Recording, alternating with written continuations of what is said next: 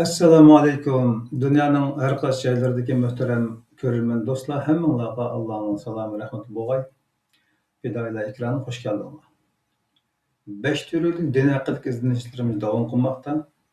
Oldingi 2 sonda ba'zan mazmunlarda to'xtaldik. To'liq mazmunni ko'rmoqchi bo'lganlar oldingi qismlarga murojaat qilamiz.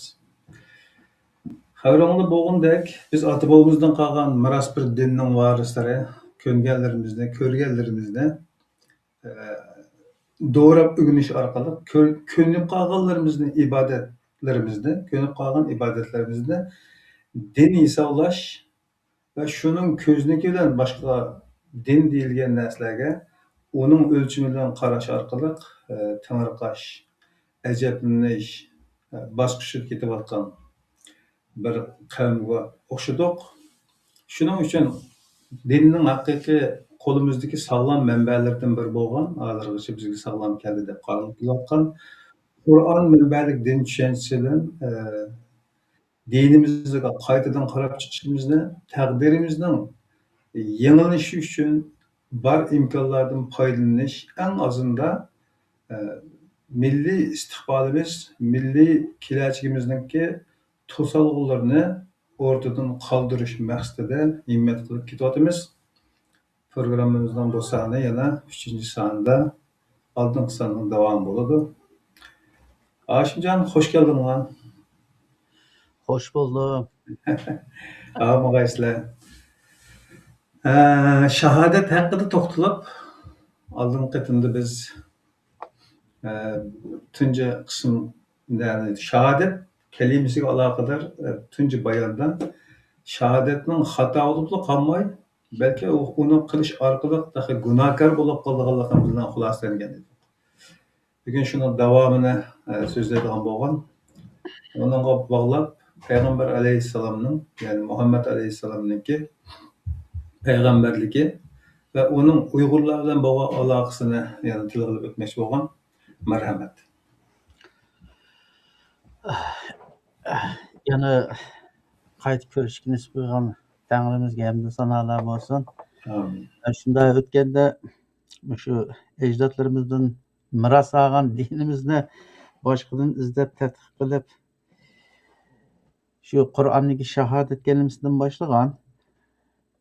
O'tgangi suhbatimizda bu asli Qur'ondagi shahodat kalimasiningki faqat la ilaha illalloh ekanligini o'ttirib qo'ygan to'qam. Shuning bilan birga u la ilaha illalloh deb shahodat berishninki biz odatdagi insonlardan talab qilingan narsa emasligini Qur'onning dalil oyatlari orqali o'ttirib qo'ygan bo'ldik.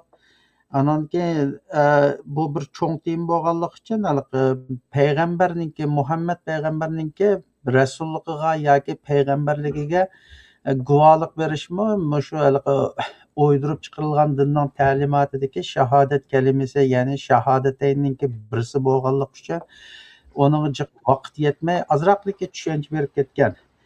Endi shu chog'ning o'zidami shu Muhammad payg'ambarga shahodat bermay turibmi musulmon bo'lganlar Qur'oni Karimdagi oyatlar orqali bayon qilingan. Masalan, buni boshlashdan ilgari azroqlikka tushuncha berib o'tib ketamiz, chunki o'tganda chala qolgan. Ondan qolganiga shu Muhammad payg'ambarningki payg'ambarligi shundoqlar kimlarga evatilganligi, uningki payg'ambarlik va rasullik doirasiningki kimlar chetishlik ekanligini Qur'on oyatlari orqali bir qatim tafsili ko'z yugurtib chiqamiz buningga.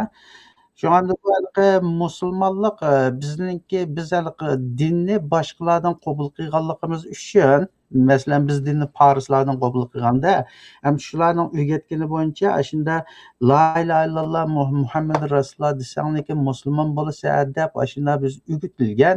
Andan shu musulmonlikni hamda bizga o'rgatilgan ta'limotlar bo'yicha shu Muhammad payg'ambardan boshlangan deb mushunda bir xato tushuncha va ta'limotlar cho'ng'igan biz. Lekin buningki Qur'onning o'ziga solsa, Qur'onning o'zida musulmonlikningki Muhammad payg'ambardan boshlanmaganligini, hatto Muhammad payg'ambarning bir yangi din ilib kelmaganligi Qur'on oyatlari orqali tamoman ro'shan bu. Şu hamda o'tgangi shahodat kalimamizga ulab shahodatayn deydi Muhammad payg'ambarninki rasulligiga guvohlik berishninki Qur'oni Karimninki ya'ni Alloh taoloninki bizdan talab qilgan narsa emasligini shu oldida bir qitim boshlagan, lekin vaqt munosabati bilan bir necha oyat kam qolgan. Shu anda uni bakrak shuni ozroq tafsili boshqalarning esiga selish uchun masalan Qur'oni Karimninki Qur'oni Karimning o'zidami Muhammad payg'ambar shu arablarga Qur'oni Karimning o'zini elib kelib Xudoning dinini shu arablarga mezgilning o'zidami atrofida masalan kitob berilganlar deydi. Uni shu O'rta Sharq davasida kitob berilganlar asosan Injil va Tavrat berilganlarni ko'z tutadi. Hamda uni cho'nqurroq ko'chilab kirilsa, shu samoviy kitob berilgan shu millat qavmlarniki hammasini ko'z tutadi. Qur'oni Karimga kitob berilganlar so'zi. Hamda Qur'oni Karimninki shu tushish jo'grafiyasi shundoqla uniki ta'sir doirasidagi bil yashagan millatlarninki o'rtaq jo'grafiyaviy aloqaligi asosan shu zamonning o'zida kitob berilganlar yahudiylar ya'ni nasoralarni ko'z tutgan bo'lib shularni Qur'oni Karimda onunma musulmon deb ashuna deb tasvirlagan Qur'onning o'zida. Shu anda Qur'onning oyatlaridan aniqlik ro'shan chiqib turdiki, u Muhammad payg'ambar yangi bir din elib kelmagan. Yangi bir narsa elib kelmagan. Hatto shu Muhammad payg'ambarniki elib kelgan Qur'onini anglag'uchilar shu chog'ning o'zida biz bu Qur'onga ishondik. Shubsizki u olamlarning parvardigori tarafidan nozil qilingandir. Biz sana bu Qur'on kelishni ilgirlab biz musulmon edik deb Qur'oni Karimda oyat bor. Bu oyat Sura Qasasninki 28 52-53 oyatda. Qolay bo'lsin uchun oyatning o'zini ham ochaylik. Xo'sh. Mana Ellezine ataynahumul kitabe min qablihim hum bihi yu'minun deydi. Senden ilgari deydi kitap berilganlar o kitabı hum bihi yu'minun deganda ayada Qur'onni ko'rsatyapti-da. Senden ilgari kitap berilganlar o kitobga ishonadi. Va idza yutla alayhim qalu amanna bihi innahul haqqu min robbina inna kunna min qablihi muslimun deydi. Ularga Qur'on tilovat qilingan chog'da ular biz Qur'onga ishondik. Shubsizki u Rabbimiz tarafidan nozil bo'lgan haqiqatdir. Biz bundan burun musulmon edik. Ya'ni shu Qur'onga ishongan bo'ysunuvchi edik. Deb bu shu Muhammad payg'ambarniki atrofidagilarniki shu chog'dagi Qur'onni anglab degan so'zlari. Shunga shu gapni xulosalasak, Muhammad payg'ambarniki payg'ambarligiga yoki shohi rasulligiga elchiligiga guvohlik berish hech kimdan talab qilinmagan. Hamda boshqalardan faqat ishonish talab qilingan. Shunga hamda islom dini 5 narsadan ustun qurilganda 5 narsaniki birinchi to'rgi bo'lgan shahodat kalimasi, uni shahodatan deydi. Uningki har ishkilisininki Qur'oni Karimda dalili yo'q. Qur'oni Karimda dalil yo'q. Bizdan talab qilingan ishonish, lekin uningki payg'ambarligiga yoki Allohning birlik va borligiga bizning guvoh bo'lish hech yerda talab qilingan. Hamda o'tgangi suhbatimizda aytib o'tdik. Bu bir narsani ko'rmay turib guvohlik berish bo'libmi? Buning ichidagi hammadan xatarligi Allohningki nomi, ya'ni Tangrining nomiga tangdosh bir narsani keltirib, uning bilan ismdosh yoki o'xshash tangdosh qilib ikkisini bir yerga qo'yish Qur'oni Karimniki hukm bo'yicha bu shirkiyatidir bu. Uni o'tganda biz aytib o'tdik, sura Maryamniki 65-oyatiga deyman. Ichiblikka bir qitim o'qib, undan keyin boshqa mazmunga o'tib ketamiz.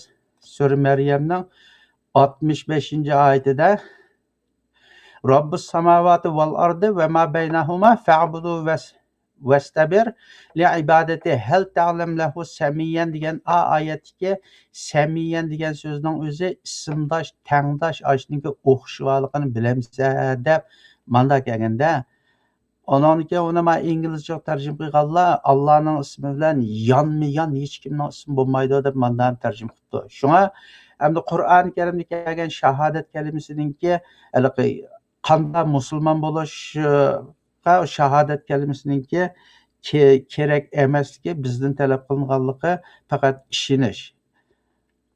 Andan o shahodat kalimasini deb men musulmon bo'ldim degan odamniki Xudoninki dini bo'yicha u boshqa bir dinga kirgan odam deb mushuna xulosasak bo'ladi. Endi biz hamda kichikimizdan boshlab bizda shu yashagan jamiyatlarimizda cho'nglar deydigan nazarlarga uya-buyaliga olsa bo'lib malqa tuproq chiqqan chog'da shu jasadni qabrga qo'yib lekin mangan chog'da ikkisi keladi ekan yo payg'ambarim kimo desa payg'ambaring kimo xudo kimo onandan keyin millating nima dining nima deb shuna deb so'raydi ekan to'g'ri javob bersa uning ish oson bo'ldi ekan to'g'ri javob bermasa shu urib chaqirib ekan qabrning ichida deydigan shunday bir gap so'zlarni biz azaldan tortib anglab kelgan ham bumi shu hadislardimi shu chet eldagi musulmonlar orasida keng tarqalgan bir diniy ta'limotlarningki birisi hamda uning payg'ambarlarga guvohlik berish shu yerdan ko'ra chiqadiga Muhammadni Allohga aytgan ekan bu kishini to'nimas dedi ekan yo to'nimayman deganligi ishdan chatoq chiqadi ekan deb shunday bir gap so'zlar bilan cho'ng'iganmiz. Ham bu Muhammad payg'ambar hamda bizlarga bergan o'rgatgan diniy ta'limotlarda uning payg'ambarligiga bizning guvohchi bo'lish talab qilinganda hamda o'tgandan deyishib o'tdi guvohchi bo'lish uchun cho'qim shu odamni o'z ko'zi bilan ko'rgan naq maydonning ustida tug'an bo'lish kerak. Lekin bizda hamda biz o'rta sharqda Muhammad payg'ambar yashagan yerdan necha ming kilometr yiroqlikda yashagan xalq biz. Hamda uni biz ko'rgan emas, faqatligi anglagan hamda biz ularning dinini qabul qilgan ekan. Hamda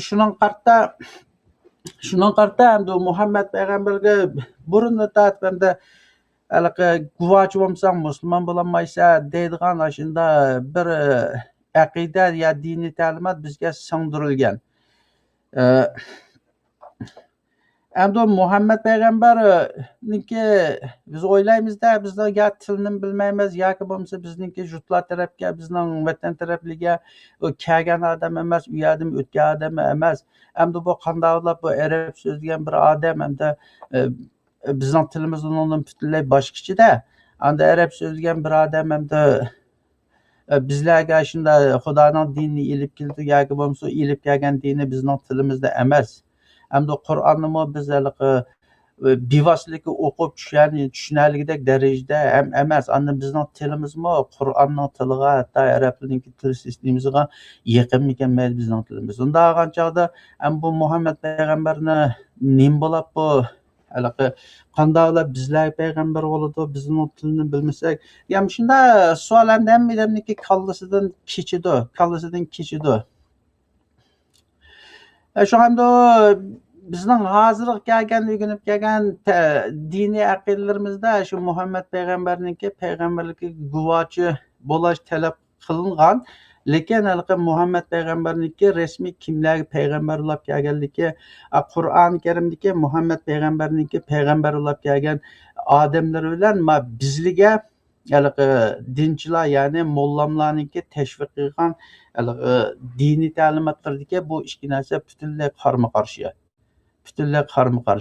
Hamda Qur'onda ism kechgan Muhammad payg'ambar u faqat Qur'oni Karimdagi oyatlarning aniq hukmi bilan u faqat arablarga payg'ambar bo'lib kelgan. Andan bizningki xalqimiz hamda nurg'unlagan kitob o'zining tilida emas, uningki bizga diniy ta'lim tarbiyani diniy ta'limotlarni berganlar shu arablardan o'rgangan manda bir diniy odamlar bo'lganlik uchun arablarning shularga o'rgatganlarini bizga ekiliblikka shu biz u Muhammad payg'ambarning tilini bilmasakmi, hech nimasini bilmasakmi, bizlar hech qanday aloqasi bo'lmasimi, bizga uni sening payg'ambaring mushu, sening rasuling mushu, shuning iymon etmasang jahannamga kirsa, musulmon bo'lolmaysan degandagidek shunday bir ta'limotlar bilan mishak keldik hamda. Lekin hamda bu ta'limotlar Qur'oni Karimdagi Muhammad payg'ambarniki payg'ambarligi yoki rasulligi bilan uni o'ttirib chiqarsa Muhammad payg'ambarniki biz Uyg'urlar bilan bo'lib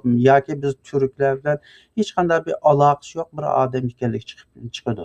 Hatto uning payg'ambarligi va rasulligimi, hatto Qur'onning o'zimi faqat shu bir kichik bir doira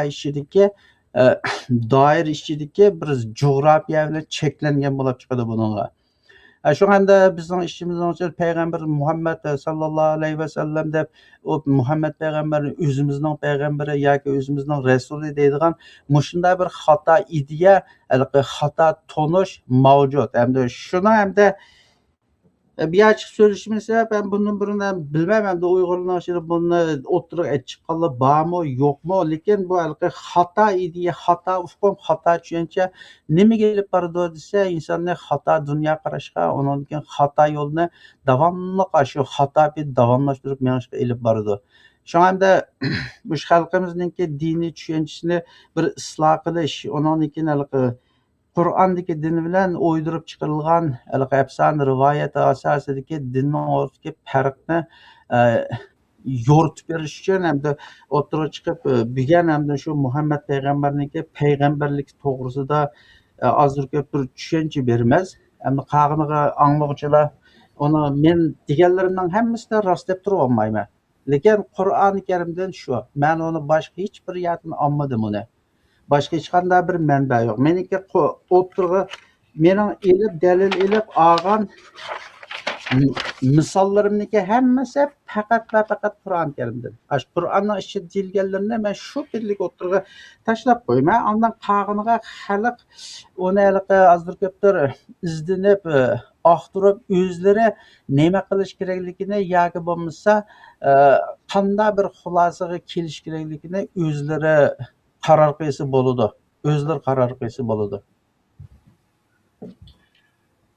Endi dinni bizga o'rgatgan molla ulamolarimizninki bizga deb bergani bo'yicha an'anaviy tushunchalarimizda islom dinining olamshumul din ekanligini, butun insoniyatga avatilgan din ekanligini, buning uchun uni elib kelgan payg'ambarningmi, elchi nabiyninmi butun insoniyatga o'rtaq bo'lganligini ilgari surib, shunday tushundirdi-da bizga.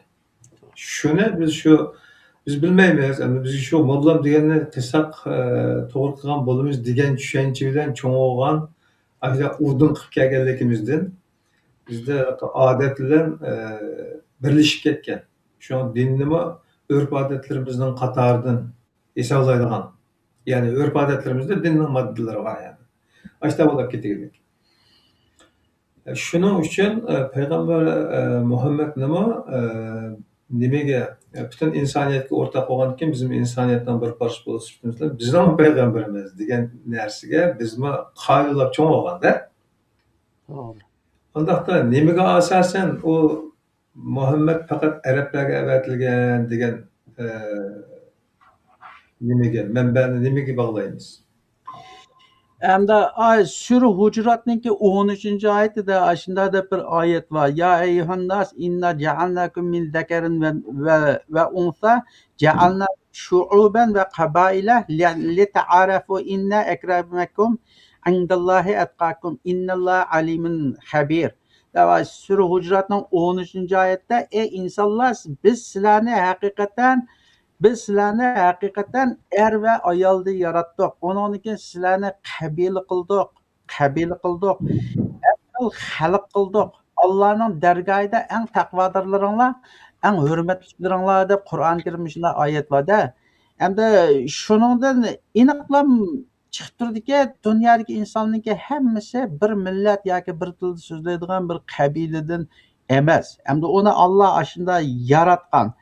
Andın şularning ichidanmi Alloh shu qabila millat irq qilib yaratib hamda ularni hidoyat topsin deb ya'ni hidoyat degan to'g'ri yo'lda mangishqa to'g'ri yo'lda mangsin deb shularning ichidan rasul ya'ni elchilarni ba'zilarning ichidan payg'ambar ya'ni nabiylarni chiqarib shu her millat her xalqni ogohlantirgan ekan. Hamda Qur'oni Karimdagi oyatning hukmi bo'yicha aniq oyatning hukmi bo'yicha har bir qavmga o'zining tilida so'zlaydigan Resul'e deb Qur'oni Karimda aniq oyat bor. O Sura İbrahim'ninki 4-oyati va Sura İbrahimning 4-oyatda aynan ve ma ersalna min rasulin illa bil lisani qavmihi liyubayyina lahum dedi ana. Biz her qandaq bir elchini ivatmayla, onu faqat o'z tilining o'z qavmininki tilida so'zlaydigan qilib avatdiq deb mushuna deb aniq oyat bor. Shunda shu oyatlarga asosan hamda aniq oldi deyishga bo'ldiki, u Muhammad payg'ambar hamda hayotida Uyg'urcha so'zlamagan.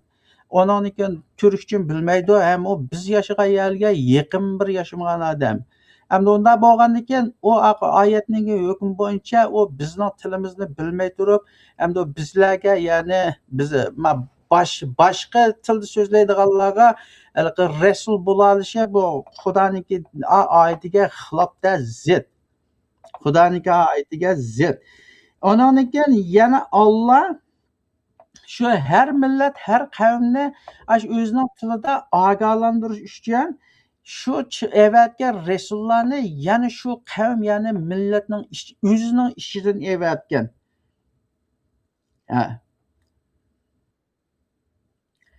O'z qavmining ichidan evatgan. Onaga Sura Nahlning 36-oyatini ochaylar. 16'da. Sura Nahl 16'da. 16. ayet. 16. sura 36. ayet. Mana oyatda biz haqiqatan har bir ummatga Allohga ibodat qilinglar, shaytondan yiroq bo'linglar deb rasul avatdiq deb. Buni mana Uyg'ur tarjimasida payg'ambar avatdiq debdi, lekin payg'ambar emas, rasul avatdiq deb. Ularning orasida Alloh hidoyat qilganlarim bor, gumrohlik tegishlik bo'lganlarim bor. Yer yuzida sayr qilib yurib inkor qilganlarning oqibatini kuzatinglar dedi.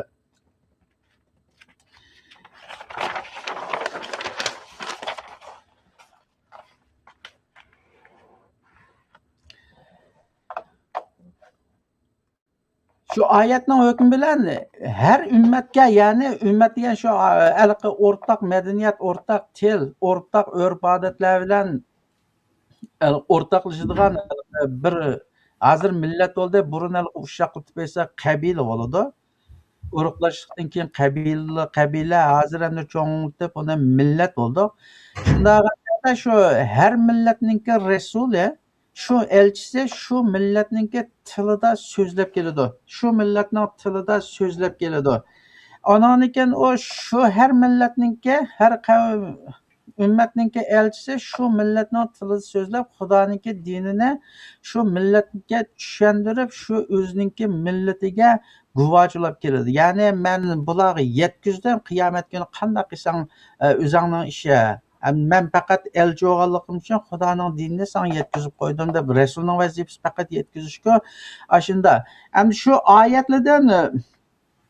oyatlardanmi xulos chiqarsa, u Muhammadningki Uyg'urlarga rasul yoki payg'ambar bo'la olishi Qur'oni Karimdagi oyatningki hukmi bilan ham mumkin emas, ham to'g'ri emas. Chunki biz uniki hech nimasini bilmaymiz-da. Şu bizniki eng chong xato ketgan yerimiz hamda tariximizdan boshlab shu kitobni tuzuk aqtirib boqma, shu mollamlarniki, bizningki shu bizning jutul asos shu mollamlar to'rga chiqib yashab kelgan qilib biz. Ham shularniki chalib o'rganib olgan arabcha yoki bo'lmasa kitobni to'liq o'qimay, u asosan shu afsona rivoyatga tayanib dinchilik qilib kelganda, shunga bizda xatolashib ketgan cho'nglimizdan biri shu. Endi bu hozirgi mushu mollaga ergishib ketish, shular nima desa ma'qul deyish masalasi yolg'iz bizning xalqlar emas, ayni zamonda shu yo'qsizlik yoki qarshilik va yoki imkon tufaylidan hatto Qur'onning har oyida yo'qligini tilga oladi ba'zanlar. Hammadan bugünkidek kunda qo'limiz tutam oladigan imkon bo'lmaganligi uchun shu maxsus o'rganganlardan o'rgangan deganni iddia qiladi. Shunga bunaqa ayblashtirib nima naqilib qolmaslik uchun buni bir qidirib qo'yish lozim. Ikkinchisi, agar Muhammad Arablarga ham kelgan payg'ambar deyilsa, elchi deyilsa, nabiy deyilsa, agar undaqda u ilib kelgan Qur'onni faqat arablarning bo'lishi shart bo'lib qoladi. Bu chog'da buni masalani qanday hal qilamiz? Asli Qur'onning o'zimi, Qur'ondagi oyatlarning hukmi bilan o Qur'onning halqi butun olam shumul samoviy din ekanligiga Qur'onning o'zida ro'shan dalil yo'q. Lekin Qur'ondagi oyatlarning hukmi bilan Qur'on faqat shu arablar yashaydigan bir jo'grafiyadagi o'zida Arablar yashaydigan bir jo'grafiyadagi xalqlarga, bo'lami shu xalqlarning ichidagi ma'lum to'plum. Va Arabning ichida necha qabila bor, 40 nechadik qabilasi bor. Ham shu asos xalqi til o'rtaqlik jihatdan arablarga kelgan arablarning dini deb ashuna deyilsa, ham buni Qur'oni Karim 100% tasdiqlaydi desam xatolashmaydi. Hozirgi gapmi to'g'ri bo'ldi-da. O kitap arablarga tushgan kitob bo'lishini arablarning bo'ldi, ma'qul. Unda nemishki biz uni qabul qilamiz? Shuni manba qilamiz. Biz bu dinni biz o'tganki suhbatimizda aytib o'tdik, arablar o'zi kelgan dindan foydalanib, shunday afsona rivoyatlarni to'qib chiqib, kengaymichilik, tajovuzchilik urush ilib borgan-ku. Endi shuni nima qilishlikka, shu Muhammad payg'ambarning vafotidan keyin bu arablar o'zaro huquq talashib, masalan, sho'ning rivoyatlardan masalan Ali bilan Muaviya u nechisi urushida shundaymi orliqda o'lgan odam deganda 100 minglab odam o'ladi. Onun hattoki shu Ali bilan payg'ambarniki tarixi so'zlaydigan payg'ambarning ota ayoli Oyshadan tortib sho'ning hammasi qonliq urushida bo'ladi. Hatta bir rivoyatida Ali Oyshaniki mingan tugisining putini chanib o'tib onu nima qilib qo'yganlari va hamda ashulning hammasi nimadan kelib chiqqan desa, bu arablar shu o'zlari kelgan dinninki kitobidan foydalanib huquq talish kirish ilib qolgan bo'ladi. Bir-birisining ustiga chiqish tarafdori bo'lgan. Buning ichida shu chog'ning o'zida jiq muvaffaqiyat qozongani masalan Muaviya degani u payg'ambarlar islomniki kotiba deb ashundami deydi. Payg'ambarning tarixi chiqadi. Hamda hatta shu huquq talish uchun uni sunniylar e'tirof qilmaydi ekan. Shu Shiyalniki nimalarda shu Buxoriyning hadisi deb ashuna deydi. Muhammad payg'ambar vafot bo'lgan kuni shu qishida hech kim yo'q. O'lniki hammasi boshqa bir uyga chiqib, bu o'lib ketgan bo'ldi, hamda bu kim boshliq bo'ladi deb mushunda boshliqlikqa bir-birini chiqarish bilan manda oldirashib ketganda.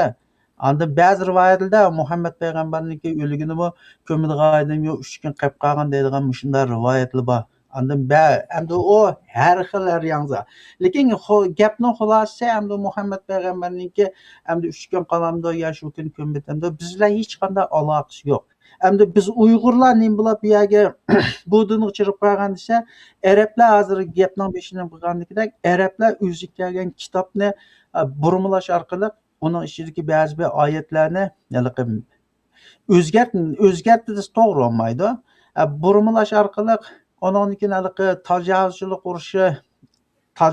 urushiga bahon tepishi uchun ba'zi bir shu payg'ambarning og'zidan chiqqan gap so'zlarni hadis deb shuni dinlashtirishga urinib, shu orqali islom dinini kengaytimiz deb masalan bir hadis bor, payg'ambarningki uni bu sahih hadisda qiyomat bo'lish oldida qilich bilan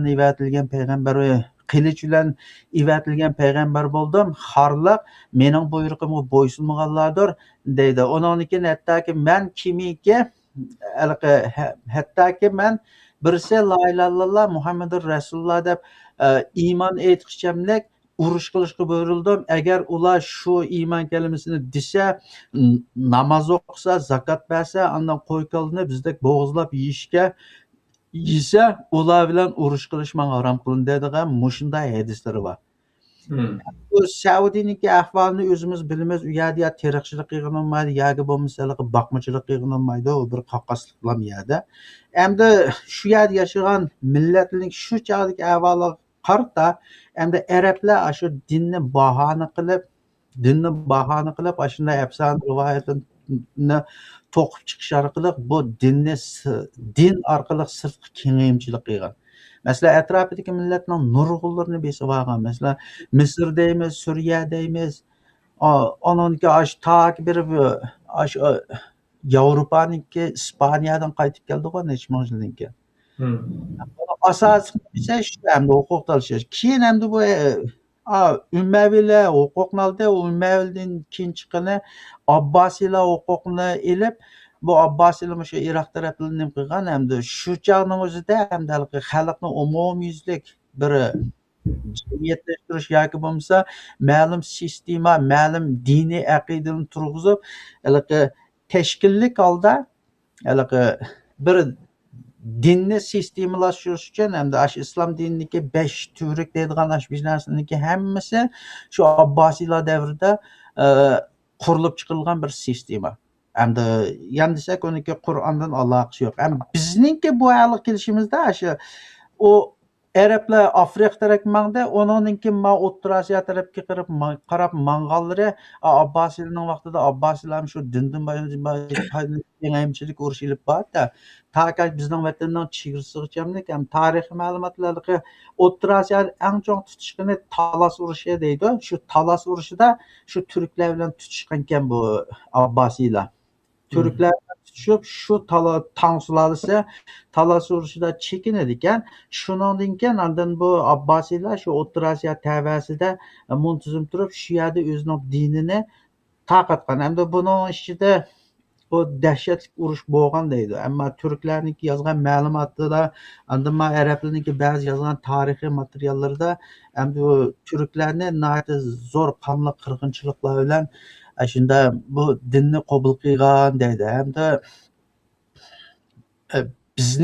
bizga bu dinning yetib kelishi ashunda hamda u bir qush qolib ketgan chog'da uni hayotini saqlab qolish uchun hammadan qo'ldan kelgan amalni qiladi-da.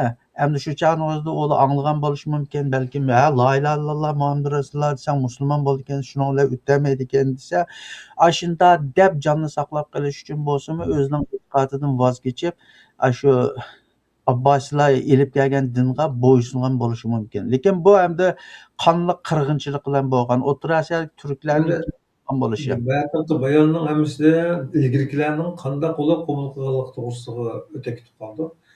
Endi u ilgirkilarningki 1900 yil bizga ilib kelgan maros shakllik an'anaviy uslubda odatlar do'rash xarakterlik bugungi ulab kelgan dinning xato degan nima bilan Qur'onni manba qilishimiz kerakki degan iddia bilan biz unga xatoligini Qur'onni manba qilib turib o'tirib qo'yatimiz bu. Shunday qilgan ostida agar Muhammad faqat arab kelgan bo'lsa va Qur'on faqat arabning o'qigan bo'lsa, agar u elib kelgan narsa arabning bo'ladi-da. Chunki arab kelgan ekan. Undaqda nima uchun biz arab bo'lmagan turib Qur'onni manba qilib turib to'g'ri qaytamiz deyamiz demoqchiman-da. Savol bu. Biz o'tmishdan keyin qo'yib turibmiz. O'tmishdan tugadi bu katta nima qilsa o'z javobini o'zi bersin. Bugun biz to'g'rini mangamiz, xatodan qo'l o'zimiz da'atgan ekan.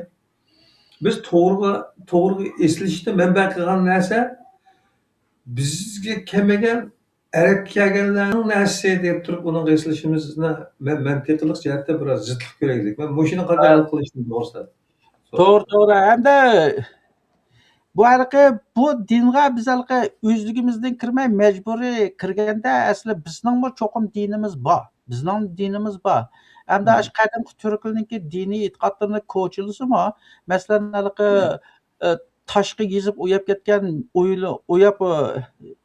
ketgan shu mangu tashladimi turklarning diniy e'tiqodi bor ekan. Uningga nima qilib bilgi qilgan mangu ishida birinchi moddasida tangri tektur deydigan bir moddasi bor ekanda. Shu tashqi yezibga odam o'tami, hatto shu moddalarning birisida otliq piyoda soldirmas deb bor ekan. Otliq odam piyoda hujum qilmaydi deb bor ekan. Ota-onani hurmatla deydigan shu narsalarning hammasi bizda diniy e'tiqod bo'lib kelgan ekan. endi biz mavaliqa arab tilida madini qabul qilgandan keyin shu o'zimizning dinini tashlablikka mush arabning to'g'ri manda deb chiqib ming yilning yog'isi qaym kelgan kunimiz mushuda.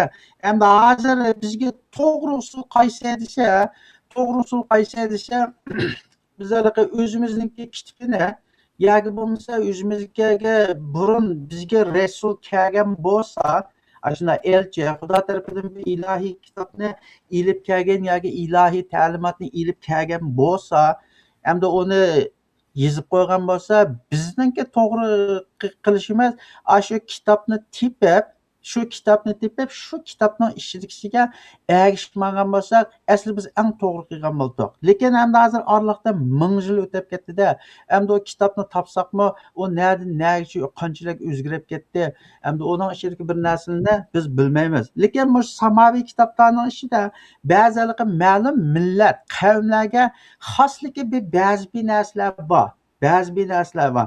Masalan, uning ichida Qur'onning ichida bor sizlarga jahiliyat vaqtidagidek putinglarni yeg urishinglar harom qilindi deb bor. Andan o arablarga oid-da. Masalan, o'ningdan biz Uyg'urlardan da putini yeg urdigan ahvol yo'q. Andan Qur'onning o'zidami sizlar payg'ambarning uyiga kirishdan burun chaqirmoqchilik payg'ambarning uyiga kirmanglar deydigan yer bor. Kirsanglarmi tamaqingni yeb payg'ambar sizniki unda gaplashib o'tirishingni yaxshi ko'rmaydi deb. Qur'onning oyati shu. Endi o payg'ambarning uyiga chirdigan o ish bizda yo'q. Biz hozir chirmizsak payg'ambarning uyim yo'q, shundaymi? Undan bo'lgandan Qur'oni Karimning ichidagi ba'zi bir oyatlar, hukm xarakterli oyatlar shu arablarga va shu arablarning urfida jamiyatiga ham xos. Arablarning jamiyatiga ham xos. Lekin uning ichidagi butun insoniyatga o'rtaq bo'lgan nahaq odam o'tma, ota-onani hurmat qil, Allohga shirik keltirma, o'g'illik qilma deydigan bu buni 10 commandment deydi, 10 farmon. Mushu Injildan bor, Tavratdan bor, bu dinning eng asosiy nimasi shu 10 dona farmon bor, Xudo tarafidan tushgan. Shu 10 farmon bu butun insoniyatning hammasiga o'rtaq bir narsa bu.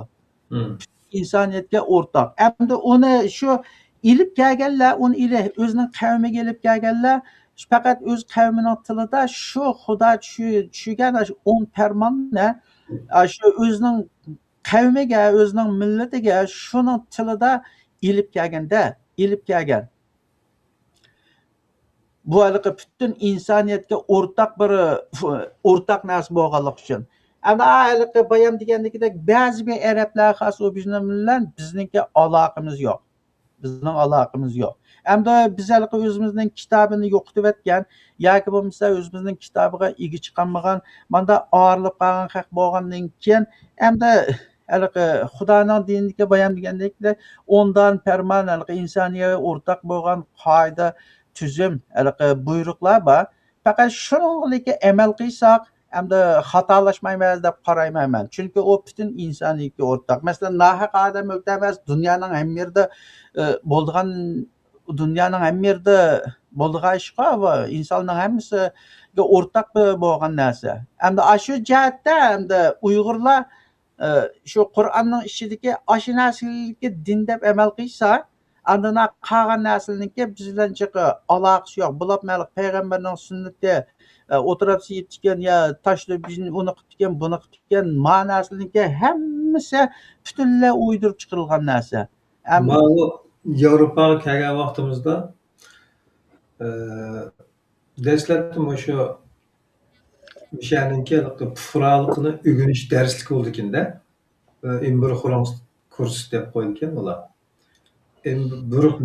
Bir degan xalq degan, ya'ni yashashni o'rganadigan bir dars. Ben onu biraz qo'pollaştirib, taxayni arab qadilgan dars deb tarjima qilib qo'ygan ba'zi shaxsiyatlar. Ya'ni mishadagi hayotga moslashish uchun, mishadagi standartlarni o'rgatish darslik endi uchun. Uningda shu kishilarga qanday salom qilish, ya'ni Afrikadan kelgan madaniyatsiz bir millatlar uchun muvofiq bo'lgan qismlar bor. Biz bilimiz biz. Tilini deb bersen qolgani biz janglabdan qilib ketadigan bundan asl madaniyatimiz var deb biz qaqshab ketamiz-da, misol. Ba'zan. Aslında digizidir. Lekin bularni standart ekan. Mana shuni cho'qim o'rganishing kerak deydi ekan. Mana shu o'ziniki nimasida sistemasida. Men bunida ilhomiylar Muhammadning uyiga qanday kirib chiqish, ovozni past qilish, tuvan qilish, ay Muhammad deb chaqirib unga qo'pollik qilmaslik va boshqa oddiy nimalar borda, yo'l yo'riqlar borda, muslimlarda atoatim bir Alloh avarlab boshqa bir oyat tushirib digidek ishimdi. Yani aş kavim şu kadar tövenmedi o. Az kaldı ki bir kavimmi ki onun gacibine canlısı şuna depmemiz olmaydıgan. Digiz kildi adamdan. Hı. Aşıda tüyü kep kıla vakti. Dervaka Kur'an'ın ki ayetlere biz Kur'an'a işendik zaten. İşengeldikimiz için Kur'an'ı biz menbe kıldık ve onun ilahi kitap hikayelerine işenip onun içindeki mezmunlarına kitap kılın mukamısı kalmamış. İçindeki mezmunlarına işengeldikimiz için içindeki mezmunların okuş jarayonida hazır degandek her kavimga o'zining tilidagi so'zlaydigan elchilarni avatdik.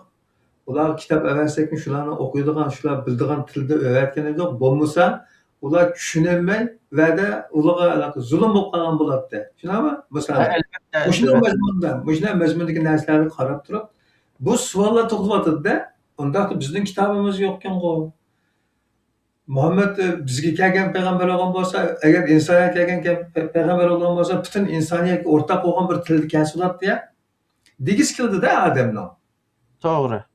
Bu jihatda xatolik yo'q, kallada bir zidlik yo'q. Faqat biz agar Muhammed shu Qur'ondagi oyat bo'yicha Muhammed olib kelgan din asli olib kelgan emas, yangi bo'lgan bo'lsa, bugun İslam tarihi qachon boshlandi, Muhammaddan boshlandi deb xalqarodagi ilmiy nimada ashlar tushuntirildi din atog'isi bilan. Amaliyotda Allohning dargohidagi din faqat birg'o.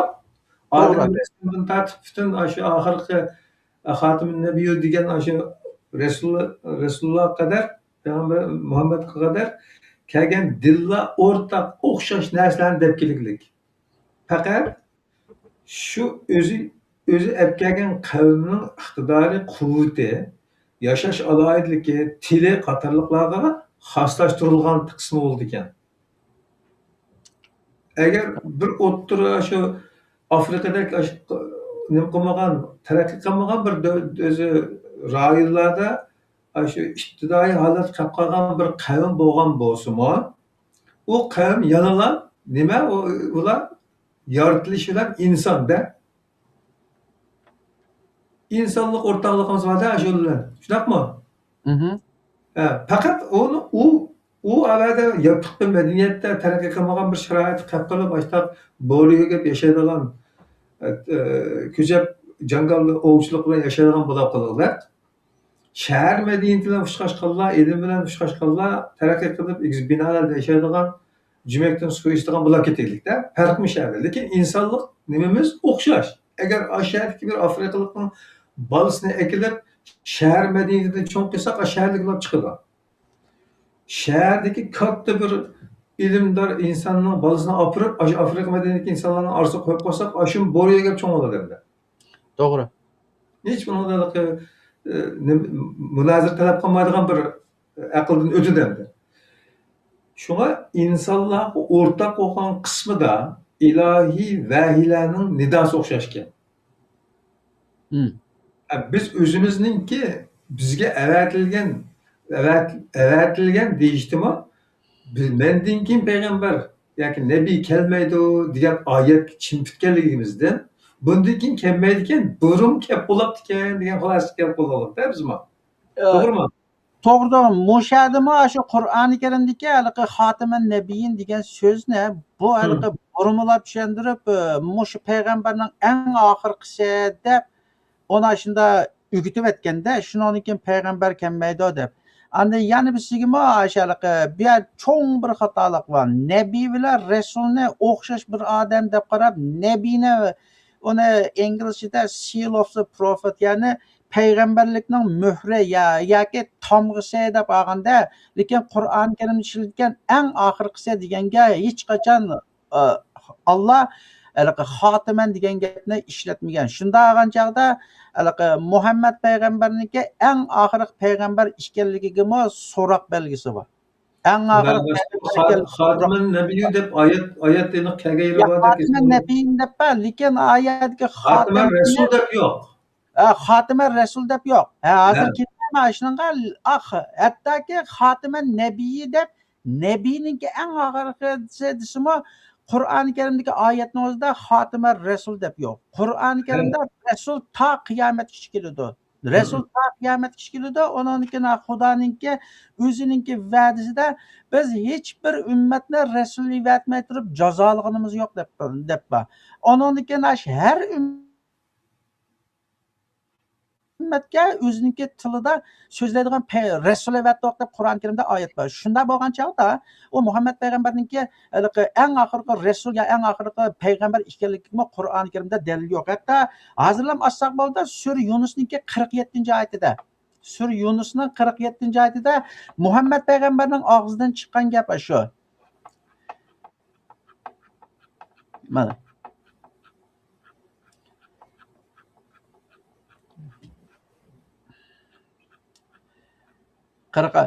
mana ularga halo Nechinchi sure? Sura Yunusningki 46-oyat ekan. Yo'q, kanchinchi sure deymi? Sura Yunus 10. Chunki men ishlatayotgan bet oyatninki hadisninki surning nomerini ham so'raydi ekan. Tamam. Ben buradan numarını qo'shib deb beray. Mana Sura Yunusningki 10-oyatningki 10 suraning 46-oyatida shunday deydi: "Va imma nuriyannaka Uyg'urcha mayli biz ularga biz va'd qilgan azobning bir qismini sen ko'rsataylik yoki uningdan ilgari seni qabzroq qilaylik. Ular bizning dargohimizga qaytadi. Ondan Allah ularning qilmishlariga guvoh bo'ladi" dedi. Ana keyingilam 47-oyatda "Vali kulli ummatir rasul" deydi. "Velikulli ummetir rasul fe izâ câe rasuluhum qudiye beynahum bil qisti ve hum la yuzlemun" de. Her bir ümmetke peygamber evatilgende. Mana Uygurca to'g'ri tercüm qilmagan. Uygurca to'g'ri tercüm qilsa velikulli ummetir rasul ise her ümmetke elçi evatildi deb tercüm qilsa to'g'ri bo'ldi. Buni Mehmet Salimo shu burmalapligi evatilgan deb ashuna tarjim qilgan. Ana yuqorida ismi o'tgan ummatlarning deb tirnoq ichiga yezib qo'ygan. O'tgan ummatlarning deb. Lekin arabchilikniki aslisi unda emas.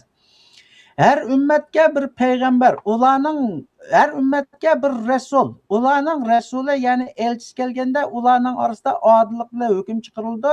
Ularga zulm qilinmaydi. Ana shu gapni Muhammad dedida Qur'onda. Keyindagi atrofidagi odamlar ashuna so'raydi va yaquluna mata hadal va'd in kuntum sodiqin de. Ular deydi, agar sen rostchil bo'lsang bu va'da qachon ishga oshirildi deb Muhammad payg'ambardan so'raydi. O va'da bo'lib bo'lgan ish va'da bo'lmaydi. Keladigan narsa va'da degan keladigan narsa shundaymi? Bo'lib bo'lgan ishga hech kim va'da qilmaydi. Oyat esa shu atrofidagilar uni anglab, sen shunda desa, undasa bu va'da qachon ishga oshirildi desa, keyingi Muhammad payg'ambarningki o'zining og'zidan chiqqan gapini. Qul deydi. Aytqinki Muhammad la amliku li nafsi darra va la Uyg'urcha muxbiri aytqinki Alloh xohlamasa men o'zimni ziyonni dafi qilishga, foyda qozonishga qodir emasman. Her ümmetning halok bo'ladigan ma'lum vaqti bo'ladi. Shu vaqt yetib kelganda ular birdanmi kechiktirilmaydi, birdanmi ilgari surilmaydi deydi. Her ümmetning halok bo'ladigan vaqti deydi. Şu va'da degan shu kelgusini bildiradi. Shunda qarasa ash oyatning o'zidimi agar u Muhammad butun insonlarga yoki dunyodagi hammadanki rasululloh kelgan bo'lsa, atrofidagidan shuni qabul qiliblikka tinchimiz bo'ladi. Shunami? Al surat sen shunchalar gapni qilding, sening degan bu gaplaring qachon ishga oshirdi? Desa javobni berdi. Shunga ham Qur'oni Karimning aniq oyatlaridan bu haliqi Qur'oni Karimning aniq oyatlaridan o Muhammad payg'ambarningki butun insoniyatga elchilab kelganligiga dalil yo'q. O haliqi talash tortish qilsa Qur'ondan ashuna chiqadi. Lekin haliqi biz Uyg'urlar taxmijroqda bu. Onun peygamberlik ve Resulü. Çünkü biz onun hiç nimasini bilmaymiz, tilini bilmaymiz, Arapçını bilmaymiz. Bizning tilimizga yaqin emas.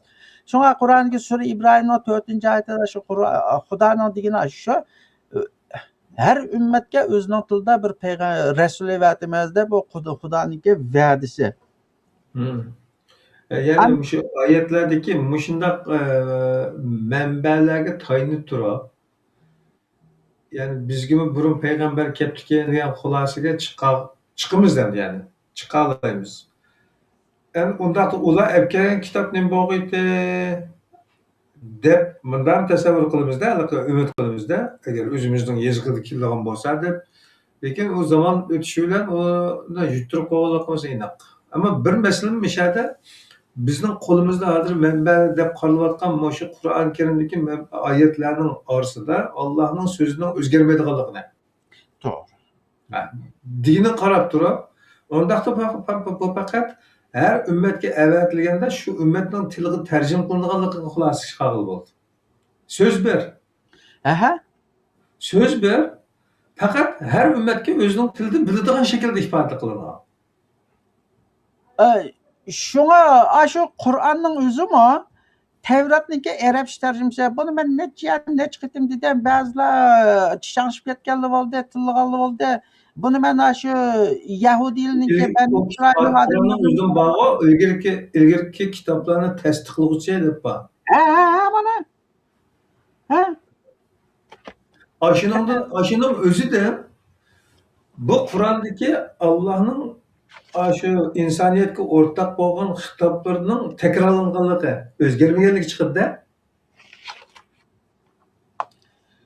To'g'ri, ham Xudo tarafidan kelgan din qonun farmon hamda millatlik hammasiga o'xshash, hamda asosiy jihatdan. Lekin bu har millatga o'zining tilida yetkazilgandan keyin hamda shu tilga olmish jarayonida uni shu millatning ichidagi sal niyat yomonroqlari yoki bo'lmasa nima qilganlari shu o'ynab harfning o'zini o'zgartirmagan bo'lsa-mu, aniga beradigan hukmni o'zgartirib o'tganda, masalan, buningdan Muhammad Ali'ni misol qilsak, Sur Luqmonniki 6-oyatida bir oyat bor. Nima? Ba'zilar kishilarni Allohning yo'lidan ozdirish uchun behuda gap so'zlarni setib oladi deb, ashuna bir oyat bor. Oyatni kelgina, oyatni estigagina hadis avo. Oyatni estigagina hadis. 31. Sur Luqman ekan, 31. sura Sur Luqman va minan nas may yashtari lahval hadis liyudilla an sabilillah bighayri ilmi ve yettehizaha huzuva ulaika lahum azabun muhin dedi. Bazı kişiler bilimsizlikten kişilerini Allah'ın yoludan azdırış için behuda gaplarni, Arapça kelganda hadislarni setib oladi degan gap. Endi buni Muhammad Ali'ninki mollamlari nima deb sharhlaydi desa, oyat kelgan hadis degan naqshimiz ekan deb aynda tarjima qilib lekin xalqning dutta so'zlarini chiqib o'tgan avvallar bu tarixdan boshlab mavjud bu. Oyat hadis bilan musiqining nima munosabati bor? Ashna burumlar bu shu butun dinlarniki hammasida mavjud. Shunga Yahudilar Tevratni qilsa, shu ishidagi gap so'zlarni tillarini egri qilib burmaydi, uniki ma'nosini o'zgartirdi deb ashunda deb Qur'on Karimda necha yerda keladi-ku. Shunga Xudo shu Yahudilarning tillarini egri qilib ba'zi so'zlarniki ufqumini burmalaydiganligini hamda fosh qilib shu burmilganlarni to'g'rilash uchun Isa payg'ambarni avatgan.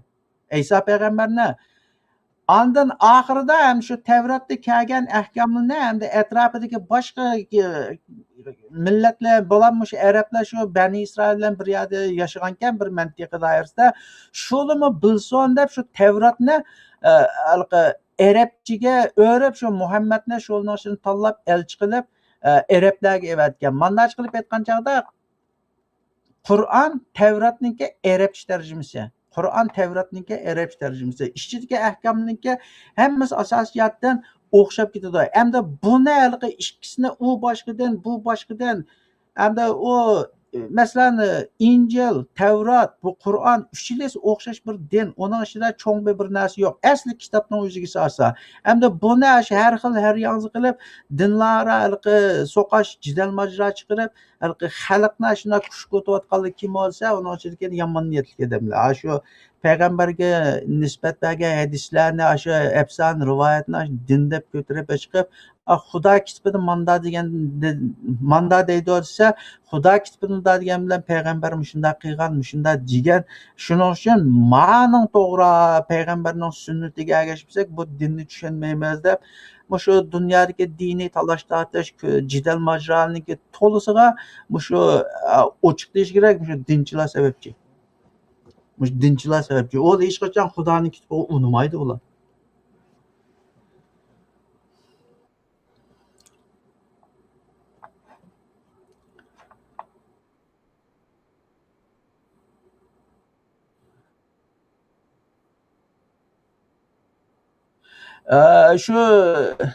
Shu biri deb qaraganligiga ergashib, hamda biriga xato bilib olganlarmi, ular o'zimi ozgan, andan ergashishlar keyindan ergashib, uninga o'xshashlar ozgan. Hamda boshqalar bilan bizning ishimiz yo'q. Boshqa millat bo'lsa, ular nima qilsam bizlar yo til jihatdan yoki bo'lmasa madaniyat urf-odat jihatdan nima emas. Lekin biz Uyg'urlarningki avvaliga silib aytsak, bu biz haqiqatan ichinishli. Tarixdagi o'tgan kunlarimiz bilan bizningki saltanatimiz, bizningki tariximizdagi shonli ish izlarimiz maliga selishtirgan chog'da hozirgi Uyg'urlarniki ahvolini qilsa, biz hozir nihoyatda ichinishli bir ahvolda. Shu Xitoylar mushu 21-asrda kampni qurib, shu Uyg'ur millatini tutib o'chirib so'lyoldi emasmi? Uni Gitler 2 dunyo urushi qilgan, shundaymi? Shuni shu ozgam 80 yildan keyin shu Xitoylar chiqib, shuni Uyg'urlarga bog'lay oldi. Endi shunga tubga bog'lab, Uyg'urni shu holatga ekib qo'ygan narsa nima desa, Uyg'urlar tashviq qilingan xato diniy e'tiqod. Uyg'urlar qadar qistirib qo'yilgan kichikgina yana bir beg'izga shu Gitlerning zaman 80 yilning oldida qilgan, 70 yilning oldida qilgan shu qilmishlardagi qabilikni ko'rib, insoniyatda ikkinchi qatim takrorlanmaydigan bir ish deyilgan ekan. Navragin degan bir gap bilan mashhur bo'lgan ekanda o'z vaqtidagi shu ishning vaznini o'lchashda. Lekin shu takror bo'ldi hozir. Ya aşılarla Muşunun vasıtasıga Xitoy endi bir hokimiyat boshqarayotgan bir millat ulashibdilar hozir. Ilgari qul o'tgan bo'lsa-mu, biz hozir shu qulning quli bo'lib qoldik. To'g'ri. Hozir hokimiyat boshqarayotgan bir millat bilan davlat degan kuchli narsa ekan, shunaqa shu eshak uchira olsam uchir deb davlat odamning eshigimi, teshimi uchidi ekan. Ayda bo'lg'achqa umi o'ginib ketdi, ustalab ketdi. Shunga oftob chiqqan chog'da dovchilik qildigan gap. Havo so'yib ketsa, lampochilik qildigan gap. Masalan, qo'lan oyinda lampochilik qildigan gap. Ya'ni demakchi o'g'limiz u vaziyatdan, muhitdan, sharoitdan qanday foydalanishni bilgan gap, o'rgangan gap. Biz shu ketadiganimizda qo'ydik. 90-yillardan keyingi milliy uyg'unishda, 80-yillardan keyingi milliy uyg'unishda Uyg'urlardagi milliy uyg'unish oqartish harakatida qatnashgan ziyolilarning mutlaq ko'p qismi yaxshi chiqibdi ekan. Faqat Uyg'ur deganda biroz tor kategoriya ichida nima qilganligi uchun yeziqlarimizga ba'zan o'zgartishlarni kirgizish orqali 150 yil ilgariki yozilgan, Chog'day yozilgan Abduqodir Damallarniki deydi. Biz o'zimizdan 1-2 avlod ilgari o'tganlarning kitobini o'qiyamaydigan aka bo'lgan xatoliqdan boshqa ko'pincha qilgan xizmatlari millatning milliy uyg'unishiga ko'p qo'shgan ekan. Shu milliy uyg'unish qatorida urf-odatimiz, dinimiz qatorida Xitoy bizningki shu diniy e'tiqodimizni qanday qilib nereden, qanday usuldan, qanday yig'ishni dunyo siyosatini o'ynaganlar bilan til biriktirib, bo'lmasa o'zi bilmaydi. Ya'ni dunyoda bu da o'ynalmoqchi bo'lgan o'yinning tezisini ko'rgan bo'lsa bir kishi, Mhm. oldimizda hozir manda falon yerda manda bo'ron chiqadigan bo'ldi degan bo'lsa, shu bo'ronning uchirib o'tishini istaydigan narsani shu bo'ronda uchadigan qilib qo'ydigan gap. Ya'ni tarbiyalab qo'y. To'g'ri. Bu bir uslub. Xitoy shundan foydalanganligi uchun 11-sentabrdan keyingi diniy nimani nishon qilganligini tushunganlikdan 90-yillardan keyin boshlangan shu diniy oqartish nimamizda avval Qur'on dedik, hammaylar zaten Qur'on, hadis narsalar bilan taliblar olib chiqib o'qib ketdik-da. Shu hamma masjidda yetib o'qigan taliblarimiz bo'lib ketgan. Shunaqa kichik vaqtlarimizda. Faqat 90-yillardan keyin 89-ning oldidan boshlab, undan keyin Xitoy chet elga maxsus diniy o'quvchi chiqardi. Ya'ni diniy o'qiydiganlarning yo'li ochildi. Lekin bir qatimda Pokistonnikini ichib qo'yganlar, ikkinchi qatimda Eronnikini ichib qilib, baralarga yerimiz shu ekan deb berib beradigan qilyapti. Eng cho'ng xatolik nima bo'ldi desa, har bag'allar shu bag'al yerda o'rganganini millatga shu put ko'tarib keldi. Haqiqatdan eng cho'ng shu ekan degan shaklda. To'g'ri. Aslida ular olib kelgan narsa nima desa, uni olib kelgan chog'da milliy tabujisini o'tkazib, o'zining millatiga manfaatli shaklda ekirgan bo'lsa. To'g'ri. Yana islom kitida ama. Millet yana oziqlantirgan bo'ldi. Lekin unda qilmaganlik uchun qanday bo'ldi desa, millat agar to'g'ri mush bo'ladigan bo'lsa deb hammasidan voz kechdi. Vatanni unutdi, millatni unutdi. Bizim shunday bo'ldi. Misol men chet elga chiqqanda, mening millatim yo'qdi. Men Ibrohim Xalilning millati bo'lib ketgan. İslamning ummatning bir parchasi bo'lgandim. Davlatim yo'qdi. Chunki bizga shu chaq yetgan narsa millat, vatan desang sen millatchi bo'lsa, millatchi vatanchininki joy, davzaq degan narsani mushkulaq bilan anglab cho'ng'ildik ya. Ya endi shu bizni mana shuni anglagan shu chet el chiqma ashning bilan shu o'tirayotgan bir-birini o'tirib ketdi. Endi buni men Qur'ondan 100 dalillab beraman-da. O biz İbrahimning millatim emas, Muhammadning ummatim emas biz. Hozirlik ayni Qur'ondan oyatni keltirib berdim. Har ummatning rasuli shu ummatning tilini so'zlab keladi. O Muhammad hech qachon Uyg'urcha yoki turk so'zlamagan ekan. O Uyg'urning yoki turkning rasuli mutlaq bo'lolmaydi bu. Mutlaq bo'lolmaydi bu Xudoning dinining hukmi bu.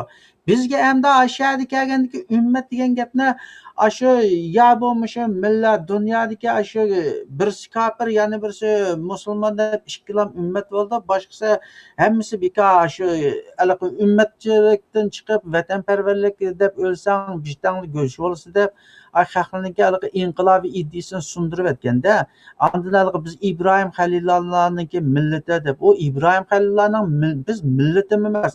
Qur'onda kelgan millat degan gap, buni men inglizcha creed deb opti.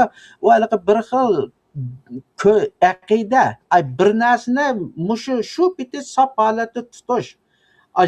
Ashunda bir ma'noda kelgan u. Lekin bizning tushunchamizdagi Uyg'ur, Qozoq, Xanzu, o'chi-buchi deydigan millat ma'nosida emas. Bu to'g'riliq ayrim bir dars qilish kerak. Mushumi millatimizning ishida nihoyatda xato tushunayotgan bir narsa. Biz mushu so'zlarning ishlatilishidagi, o so'zlarning o'zlashidagi xato uqum sababdan nihoyatda ziyon tortgan odamlar biz. Ya'ni Qur'on Karimdagi oyatlarningki ichiga solsa, biz Muhammadning ummati emas.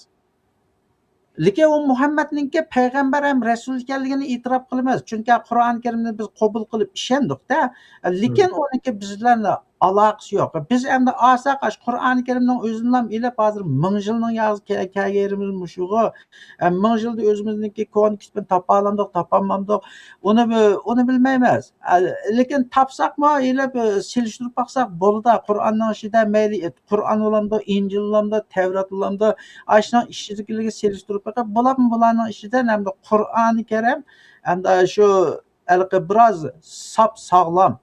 Shuning ichidagi ba'zi bir ahkamlarga selishtirib baqib, mandakanda biz o'zimizniki milliy ro'yini o'yg'atsak bo'ldi. Yoki bo'lmasa, meniki eng cho'ng tavsiya qilganim Qur'onni Tevrat, İncilni o'qigan, onanikin haligi dindilam o'qiganlar emas, bunda ziyoli tilshunoslar kelib Uyg'urchaga boshqadan tarjim qilish kerak.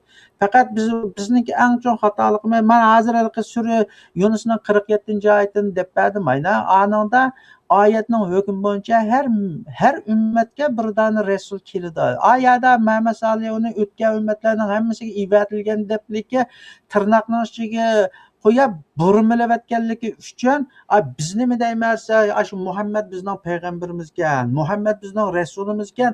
Endi bundan keyin rasul kelmaydi ekan, payg'ambarmi kelmaydi ekan. Ashunga ergishib bilan mangsak, shu qanday yegan bo'lsa shunday yesak, o'tirib qolgan bo'lsa o'tirib qolsa, shundan biz jannat chiritganmizda mandaq bir xato ufqon millatimizniki kallasiga o'rnashib ketgan. Ma'ni chiqarish kerak. Rasul ta qiyomatgacha keladi. Hamda nabiy to'g'riliq talash-tarjish qilishmi, talash-tarjish qilsak bo'ladi. U har kimniki o'zininki tanlashi, lekin Qur'oni Karimdagi xotiman nabiyin deganninki eng oxirgi payg'ambar ekanligiga Qur'oni Karimning o'zida dalil yo'q. Lekin elchi. eng oxirgi elchi ekanligiga qiyomatgacha dalil yo'q. Ayni Muhammadning og'zidan oyatni o'qib berdik. Har ummatga o'zining elchisi keladi. Har ummat keladigan elchi shu to'plamning, shu millatning ichidan chiqadi. U faqat nima ish qilib chiqadi desa, Xudoninki to'g'ri dinini o'zining millatiga, shu o'zining millatiga to'g'ri dinni yetkazib chiqadi. U bir islohotchi bo'ladi bu. Chunki hozir Uyg'urlar qabul qilgan din Qur'ondagi din emas, shu hadisdan kelgan jimi afson rivoyat. Hamda Uyg'urlarning ichidan kelsin nima bo'ldi desa, sen Xudoning diniga qayt. Hamda o'zimizning kitobni topa olsak, jiq yaxshi. O'zimizning dinga qaytib kelsak. Lekin hamda ming yilning yog'zi bu dinga e'tiqod qilib kelgandan keyin, yana desak, yana shu haliqi bu dinni qabul qilsakmi, to'g'risini qabul qilish kerak. Shu dinning ichida butun insonga o'rtaq bo'lgan farmonlar bor. Shuningga amal qilsak, u boshqa ishlar bilan bizning ishimiz yo'q. Muhammadning payg'ambarligi faqatlik shu arablar bilan. Uni hech nimasini do'rab, bizga hech nima yo'q undan. Uni do'rsak biz arab bo'lib ketsak bo'ladi. Lekin bu Xudoning talabi emas. Endi millat haqida hukmni yangilaydigan yerimizdan o'tib ketaylik haqiqatan. Xitoyninki bugun qadar o'zgarmay tashdek turilishining hatto yeziqi yo'q. Her bir şeyge bir şekilini aşınga isimlendirip muşu falan degan narsa mana mushunda yezildi deydigan qalab bir yeziqi bilan 3000 yildan oshgan bir tarixiy yeziqi bor ekanda. Aşı yeziqni 3000 yil saqlab qolgan. Mandama ko'z chingtirib ola ekan millat degan turay desa. Xitoyni o'rnak qilib yerda uni ko'targanimiz emas, lekin biz chigiti izlayotgan, bizni bo'z ketayotgan millat olash bilan biz uning o'rgandigan yerlardan o'rganishimiz kerak ekan. Ya to'g'ri, shu diqqat qilish arziydi. Shu o'zining yeziqini saqlab qilib, yeziq degan bir insonga ufqim beradigan narsa va bir şeydan qo'g'inni ekkagan bo'lsa, qo'g'in qarab, bu qo'g'in yeydigan narsa ekan deb uni biz ko'ramiz, shundaymi? Endi qo'g'in ko'tarib olib bormaymi? Qo'g'in degan xatni yezib ekkansa, shu qo'g'in degan xat qo'g'inning ufqimini berdi. Shuning bilan haqning kallasi nima bo'ldi desa, qo'g'inni ko'rmay turibmi, qo'g'in degan xatni ko'rgandan keyin qo'g'inga bo'lgan ufqim hosil bo'ldi. Xitoylar jahillik qilib, o'zining ibtidoiy yeziqini saqlab qolish sabab anandan o ufqum oladi-da, o'zgartirilmaydi ava. Anandan olgan ufqum bilan uningda bir xil dunyo qarash, maslahat bo'lgan qarash bo'ladi. Bizning ahvolimiz-chi desa, shu bizning dinchilar arabning tili, jannatning tili deb bizga maqtab berib, undan nima qilgandiki, biz o'zimizning tilni moyanda tashlab qo'yib, arabning tilini shu jannat chirimiz deb uningdan qabul qilib, arabning tilida ifodalagan narsa bizning kallamizda ufqum bo'lib shakllanganda, u zodi bizning tilimizga to'g'ri kelgan bo'lsa, yo'q aynan. Masalan, Qur'oni Karimdagi eng chong tanlash qilgan tema salat. Salatni arabning qishig'i varsa, hech kim uni farsniki namoz demaydi. Biz shu salat degan so'zdan shu namozkin deb manda xato tarjim qilib olib, shuning bilan salatningki haqiqiy ma'nosi oyat qilib, biz Irondagi Zardushning o'qiydigan namozni salat tegishib ekan, 1000 yilning yog'i dum qopab yuramiz. Mava ichinish yeri mava. Namozga kelimiz, onun namoz qilgancha Bugungi tema shu shahodatning davomi va shu Payg'ambar alayhissalomning payg'ambarligi, Uyg'urlarning aloqasi dedi. Har holda biroz shuni markaz qilib turib to'xtaldik edi bayotni.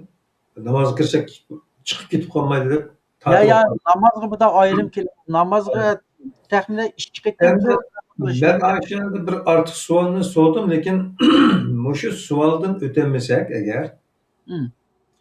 o chog'da talash-tartib qilishimizning ma'nosi qolmaydi-da. Ya'ni bugungi temaning ma'nosi qolmaydi. Bugungi asosiy temaning birisi Muhammad alayhissalomning payg'ambarligi va Uyg'urlar aloqasi.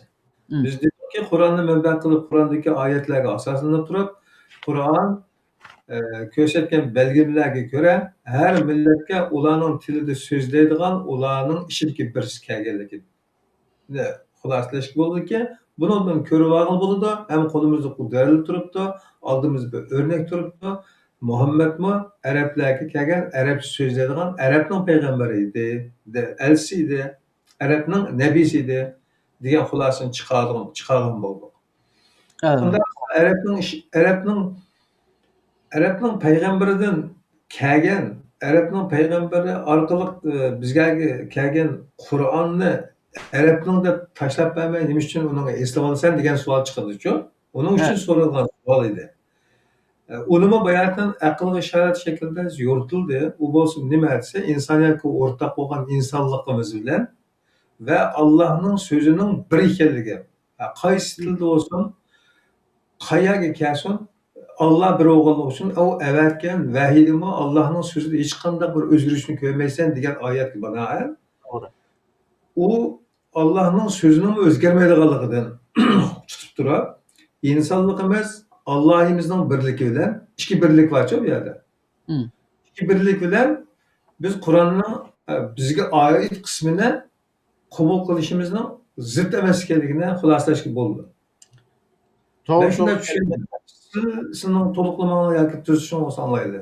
Ya mushu degan gapnima masalan shu qadimgi bilgi qolgandan keyin toshlarga yozib qo'yib ketgan qonunda yozilgan ekan. Birinchi Tangrisimizda Tangri tektur deb ekan. Tangri tektur deganda shu arabchaga la ilaha illalloh bilan o'xshash shu. Onu biz faqat turkcha yo uruscha Tangri bir yagona deymiz. Ondan keyin her kimki Tanrı'dan qut almak istese, başkasının bakmasını istese, işlerinin hemmisini yaratmış Tanrı'ya tapşırsan. Allah'tan başka hiç kimden medet kütmüsün diyen aş manalığı barıda.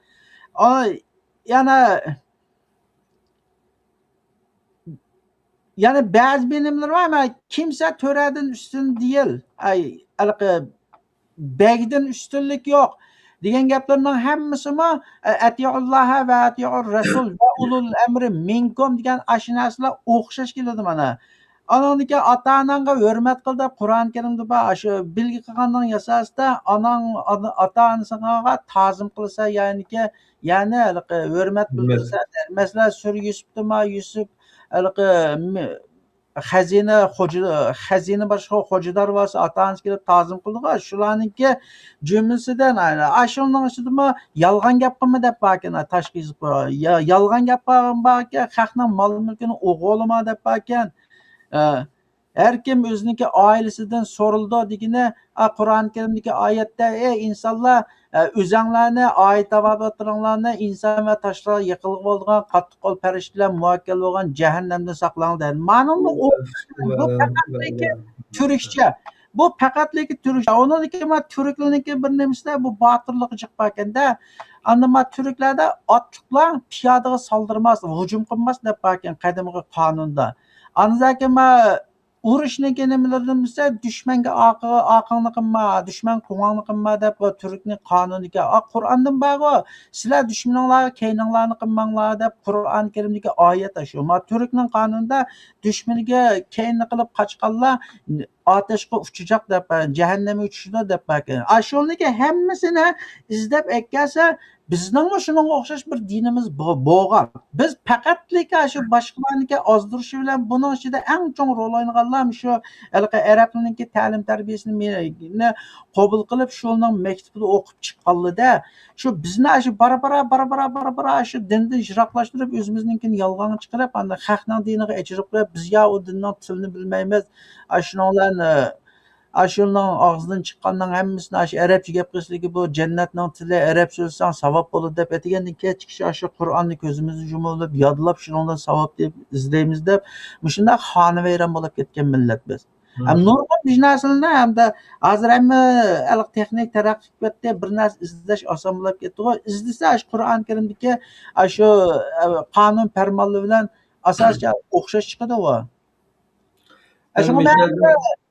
Muhim gapdan biri o'zimizning kichkina topayla, izlab baqayla deydigan ayda tashabbusida, lekin hamda uni izlasakmi, 1000 yilning oldida kim nimani ish qo'shyapti, hamda undan bizning xabarimiz yo'q. Lekin bilib qo'yganga yetmaydi. Bilib qo'yganga yetmaydi. Uni akilib men Qur'on bilan solishtirib bakib, to'g'ri kelganlar bo'lsa, biz mushlar ham bu dinga 1000 yilning yog'zi kirdik-ku. Lekin muhim masala nima desa, o'zimizni isloh qilib, o'ydirib chiqarilgan masalan 5 narsaga e'tiqod qilsang jannat kirsa degan ma yolg'on gapligiga aldanmay, xalqningki yurtlariga olib jonlarimizni sepmay, faqat o'zimizningki milliy ro'yimizni terildirishimiz, o'zimizningki milliy manfaat uchun kurash qilishimiz bu bizningki asosliq markaziy ideyamiz bo'lishi kerak deb men shuni deyman.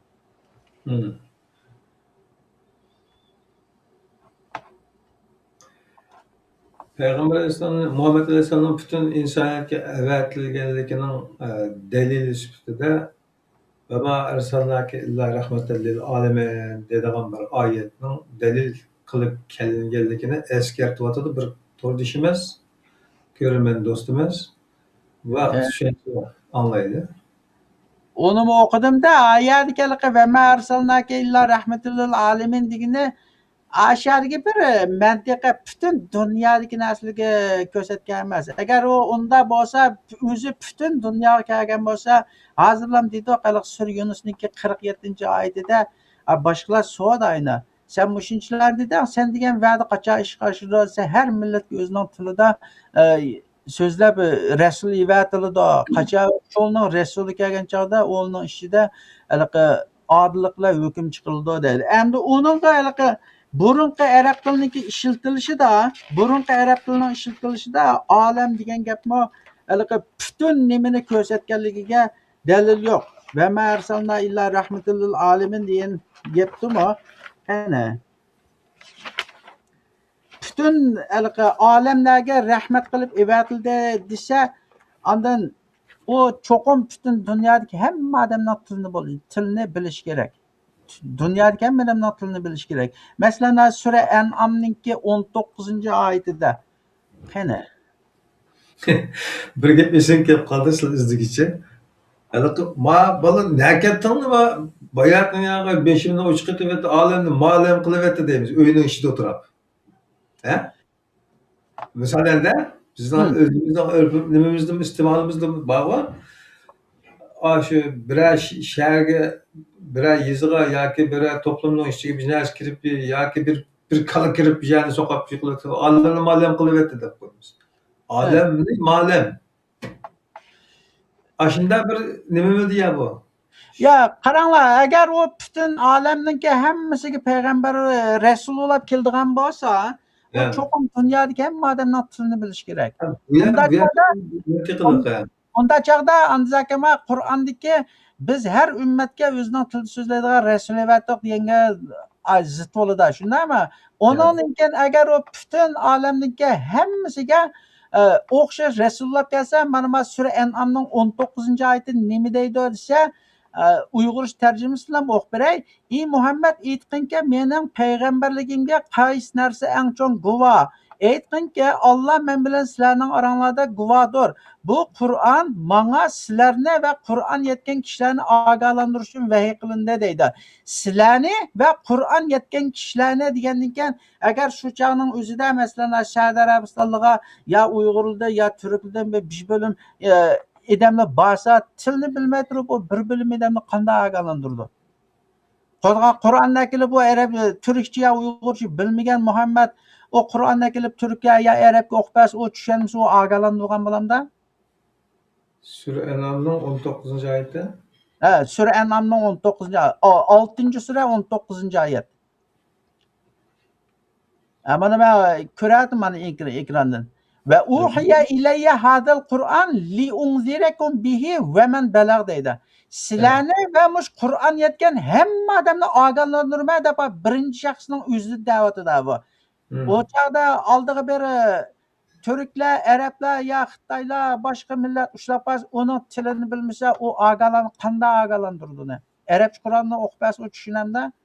O faqat shu o'zi yashayotgan mantiqidagi kishilarni ham ko'z da'vatida. Hatto Qur'onning o'zidimi mushu 6-92-oyatiga deyman. 92-oyatidimi endi qilib bu Qur'onning ma'lum bir rayon uchun kelganligini degan.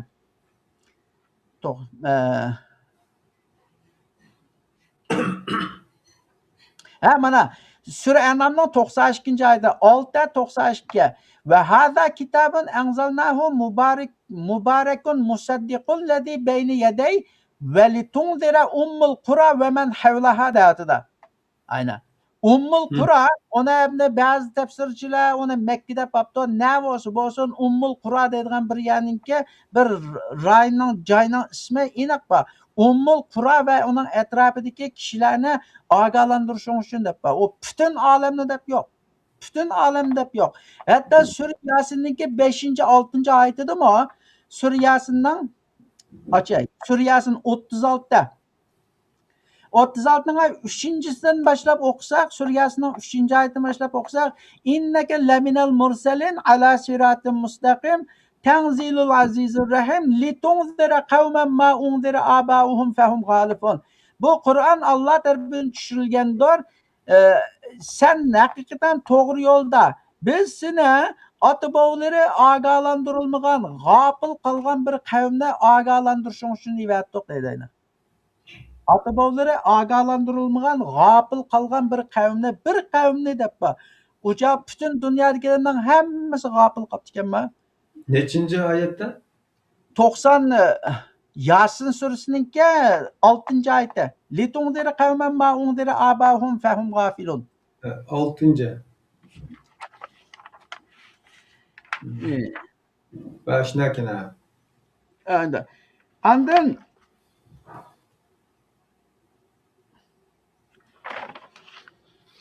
Andın şu Sura An'amninki yani 156-157-oyatda qarasanglar, şu 6-sura 156-157-oyat.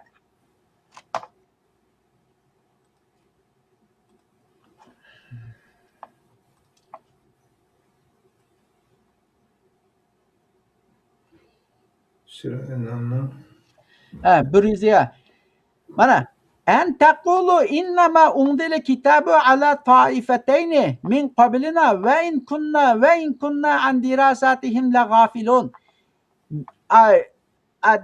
Uyg'urcha manda tarjima qilgan. Mening Qur'onni nozil qilishimda tirnoqning ichiga olibdi. Sizlarning faqat bizdan ilgirki 2 toifaga deydi. 2 toifaga. Bu yerdagi 2 toifa degani birisining qo'lida Tavrat va yana birisining qo'lida Injil va 2 toifa. Ana tushuntirishim Yahudi Nasara deb topdi.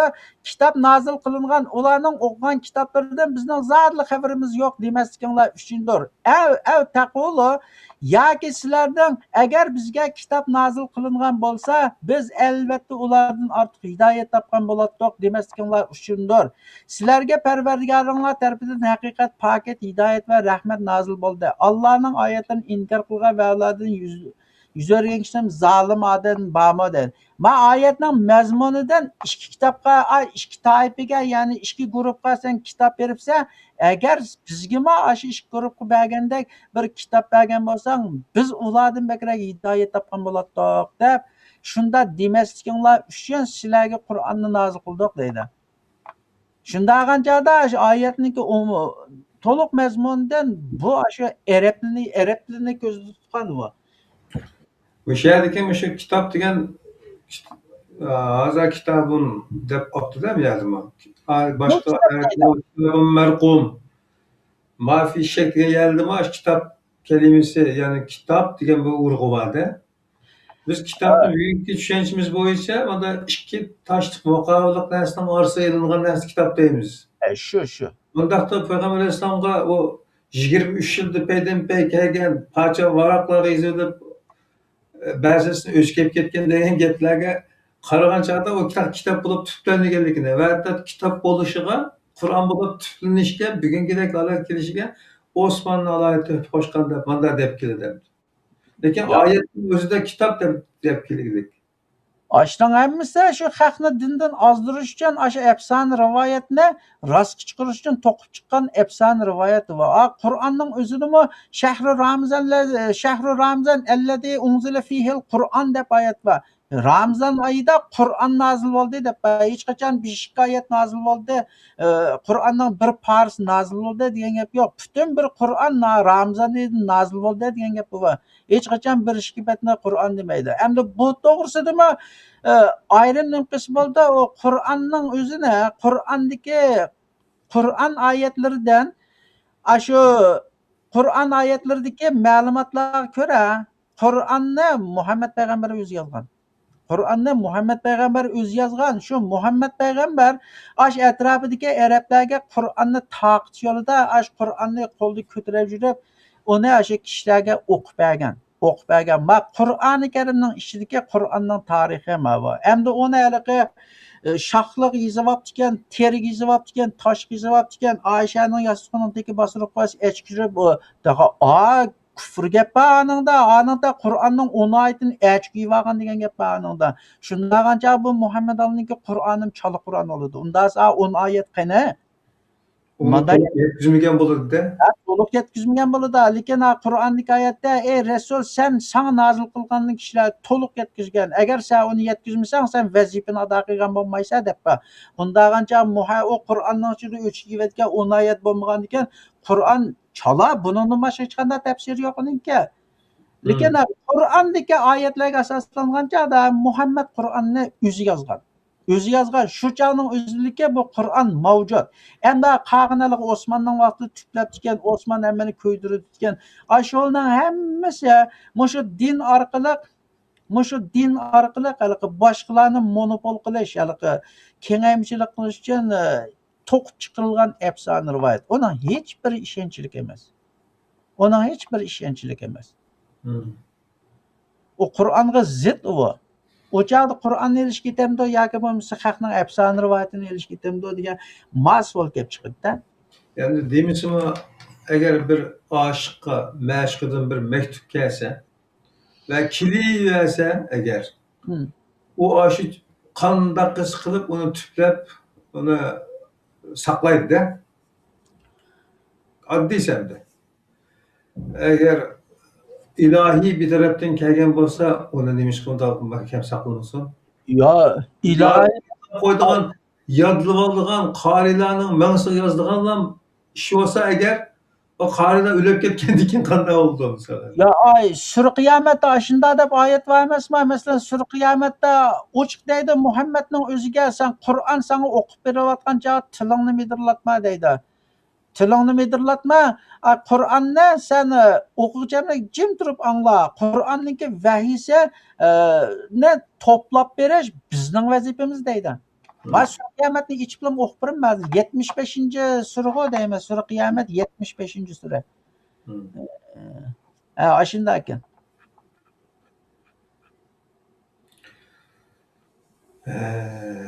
Kitap haqida inshaalloh ilm to'xtalamiz ama bu chunki 5 turukdan bir kitap var.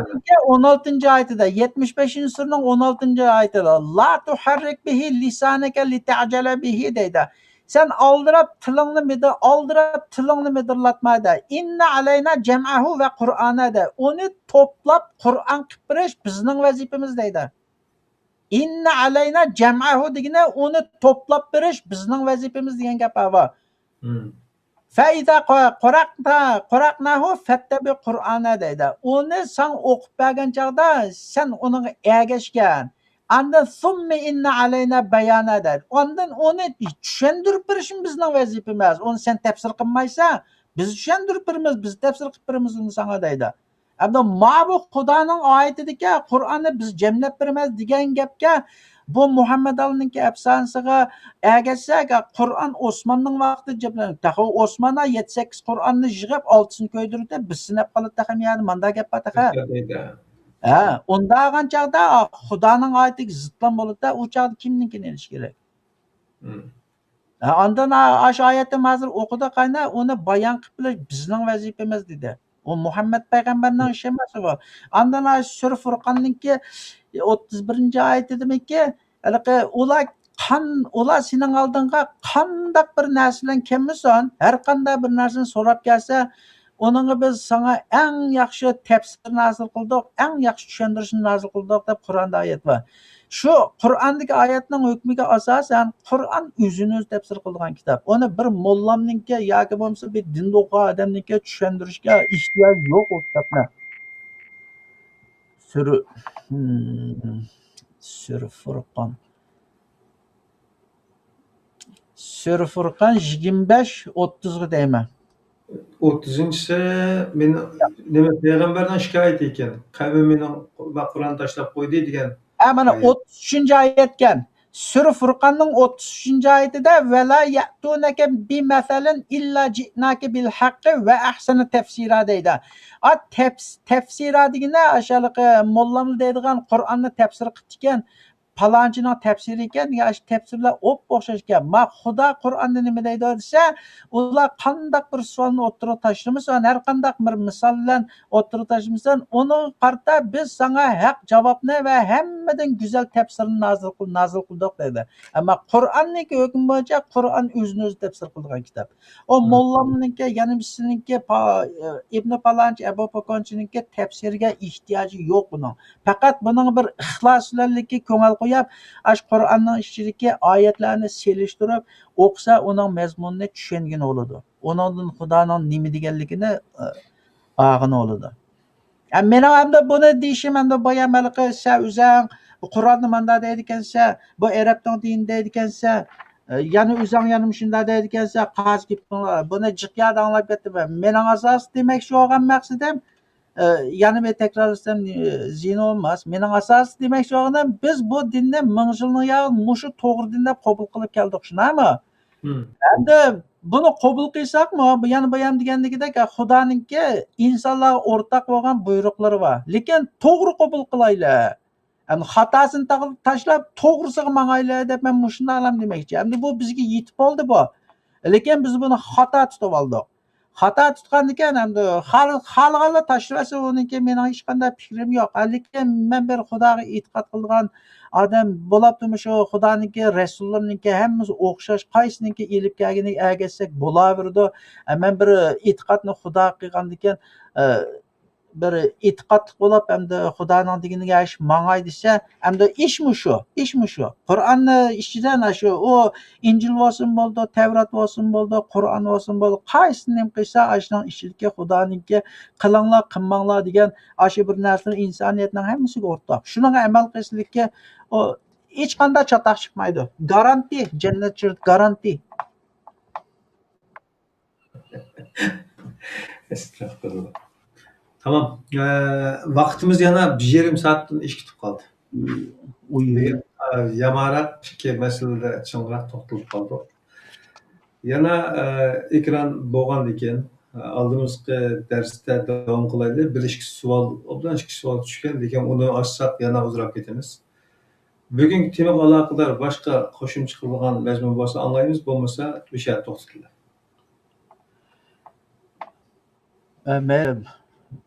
Vaqtiga uchadi ekan, birdan 1,5 soat bo'pti. Qanday qilamiz endi? Inshaalloh ishli qilib o'zimizni davom qilgan yaxshi. Meniki bir ig'iz nas qistirib qo'ysam, men vaqt munosabati bilan bir ig'iz qistirib qo'ysam, Men yana deyman, men deganlarimning hammasini rostlab tura olmayman. Deganlarimning hammasini rostlab tura olmayman. Meni yolg'oncha yoki sen bo'lmasa yolg'on gap qilyapsan, sening deganlaring yolg'on, bunda deb yo'q desa, o'zining e'tiqod qilgan kitobini yoki bo'lmasa o'zini musulmon deydi-ku, Uyg'urning ko'pi, o'zini musulmon desa, Qur'onini ko'tarib mening oldimga kelsin. Men shunchaliklam deyman, Qur'onini ko'tarib kelsin. Yoki bo'lmasa, qaysi dinga e'tiqod qiladigan bo'lsa, o'zi e'tiqod qilgan dinininki kitobini ko'tarib kelsa, tillashmaymiz, urushmaymiz, og'zimizni buzishmaymiz.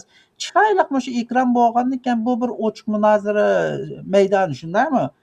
Ve gap qilgan tartibga chiqib aytadigan ish yo'q. Chiroyli munoziralasak bo'ladi. Agar qarshi tarafdan kuchli bo'lsa, senlarni men qabul qilaman. Agar o qarshi taraf yengilmasa, Qur'onning hukmi shu. Qur'on oldimizda turibdi. Hozir dunyoda 150 xilga yaqin tilda tarjimasi bor. O ochiq bir kitob bo'lgandan keyin mushundan chiqarib masalani hal qilsak bo'ladi. Biz hargizmi dushmanlashish halqi tarafdor emas, masalani hal qilib, millatimizningki ahvolini o'ngshash tarafdori. O'ngshash tarafdori.